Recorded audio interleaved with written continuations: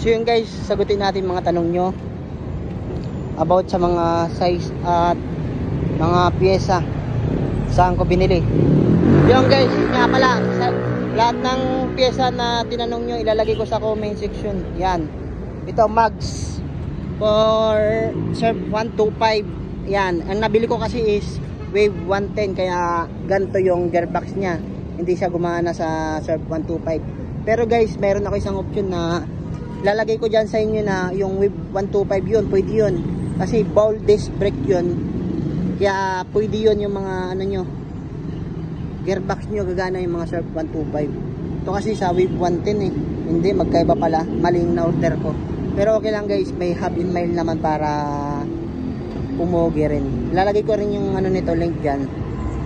Ayan o, pati itong ano, disc brake. Lalagay ko rin yan, pati mga bolts. Mga bolts nga pala guys, yung size nyan is 6 by 22 4 6 8 10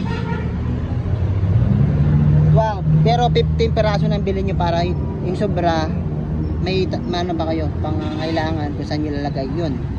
Ito naman maliliit 5 by 15, 1, 2, 3 4, 5, 6, 7, 8 na peraso or 10 na rin bilhin nyo. Ito pang ano to, wave cooling na ano, pang size nya 4 by 20 or 15. Yan seat yan nabibili. Ito kasi ibang size binili ko, ibang ano pala yung ulo nya, yung head nya, diba? Hindi yung cone bilhin nyo para tuwid lang. Maganda yan guys. Ayan o, pogi ng ano natin o, surf natin. Tsaka nagtatanong sa ano, Chokigi Power Pipe Dexter nga pala yan sa Orange app. Sobrang smooth yan guys, pasado yan sa mga checkpoint LTO.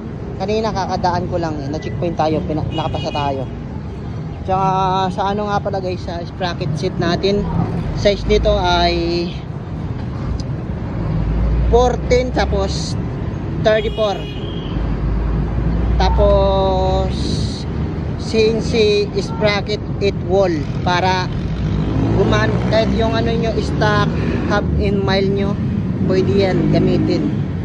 Ang surf pwede yan gamitin basta naka 8 wall yan. May mga ano yan, adjustan ng boards yan. Yan. Tapos yung ano natin, yung kadena is 415 130L. Size niyan haba kahit plus 2 plus 3 plus yan. Mga dapat seat mo yan na 415 lahat yan ha. Doon tapos dito. Tapos yung kadena para sukat lahat. Yung iba kasi mali na order nila eh. Nagtataka sila bakit hindi daw kasya. Kasi nga yung stock nyo is 428 tapos nabili nyo is 415. Kaya yun, di kasya. Sayang lang. Tapos size ng gulong natin sa likod ay 70-80 by 17. Sa harap ay 16-80 by 17 yan guys. So, angas. Wow.